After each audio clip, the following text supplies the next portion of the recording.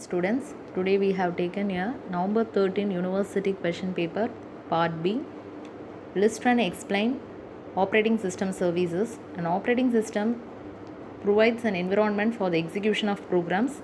It provides certain services to program and to the user of those programs. They have some services given below. Program execution. The system must be able to load a program into memory and to run a program, either normally or abnormally.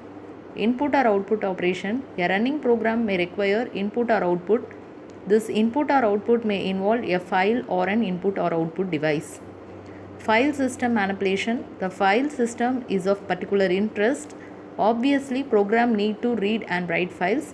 Program also need to create and delete file by name. Communication. In many circumstances, one process need to exchange information with another process. Some communication can occur in two major ways. The first takes place between processes that are executing on the same computer. The second place between processes that are executing on different computer systems. Error detection. The operating system constantly need to be aware of possible errors. Errors may require in the CPU and memory hardware, such as a memory error or a power failure. Resource allocation. When multiple users are logged on the system or multiple jobs are running at the same time, resources must be allocated to each of them. Many different types of resources are managed by an OS. Accounting. We want to keep track of which user use how many kinds of computer resources. This record keeping may be used for accounting. Protection. The owner of information stored in a multi-user computer system may want to use that control information. 14th question. Explain multi-threading models. Many systems provide support for both user and kernel threads, resulting in different multi-threading models. Many-to-one model, one-to-one model, many-to-one model. Many-to-one model means many user level threads to one kernel thread. Thread management is done in a user space, so it is efficient, but user thread many-to-one model. The entire process will block if a thread makes a system call. One-to-one model maps each user thread to a kernel thread. It provides more concurrency than the many-to-one model by allowing another thread to run when the threads makes a blocking system call. Many-to-many model means many user level threads to a smaller or equal number of kernel threads. The number of kernel threads may be specific to either a particular application or a particular mission. Next question is explain critical section problem. Consider a system consisting of n processes. They are represent P0, P1, that is goes to Pn. Each process is a segment of code called a critical section, in which the process may be changing common variables, updating a table, writing a file, and so on. The critical section may be followed by an exit section also.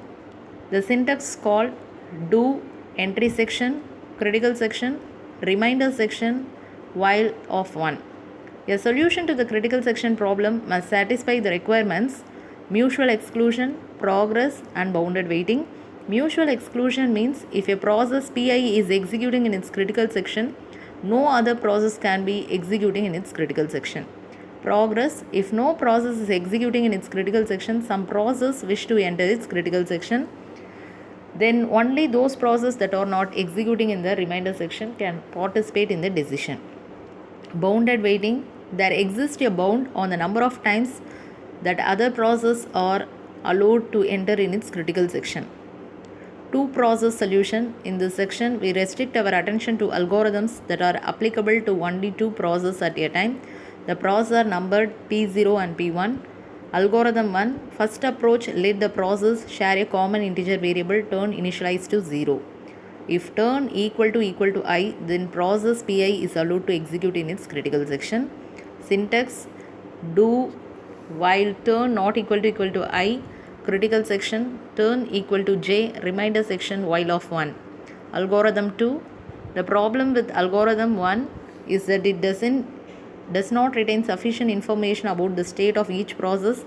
It remembers only which process is allowed to enter its critical section. We can replace the variable turn with the following array: Boolean flag of 2. The elements of the array are initialized to false. If a g of I is true, this value indicates that pi is ready to enter in its critical section. Do flag of I equal to true while flag of j critical section, while I equal to false remainder section, while of 1. Algorithm 3. By combining the key ideas of algorithm 1 and 2, we obtained a correct solution to a critical section problem where all the three requirements are met. Mutual exclusion is preserved, the progress requirement is satisfied, the bounded weighting requirement is met.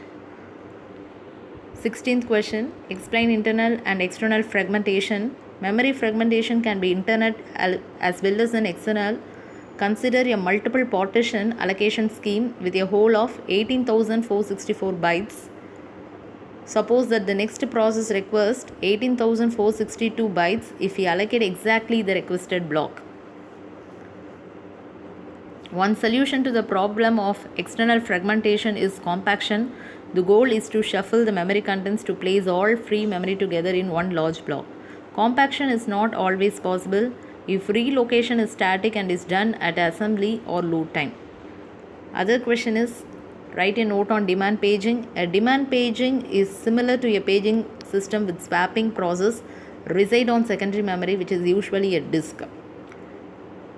When we want to execute a process, we swap it into memory. A lazy swapper never swaps a page into memory unless the page will be needed. Basic concept: when a process is to be swapped in, the pages will be used before the process swapping out again. We check on internal table usually kept with the process control block or this process to determine whether the reference was a valid or invalid memory access. If the reference was invalid, we terminate the process. If it was valid but we have not yet brought in that page, we now page in it. We find a free memory, we schedule a disk operation to read the desired page in a newly allocated frame. Another concept like interrupts. The basic interrupt mechanism works as follow. The CPU hardware has a wire called the interrupt request line that the CPU senses after executing every instruction.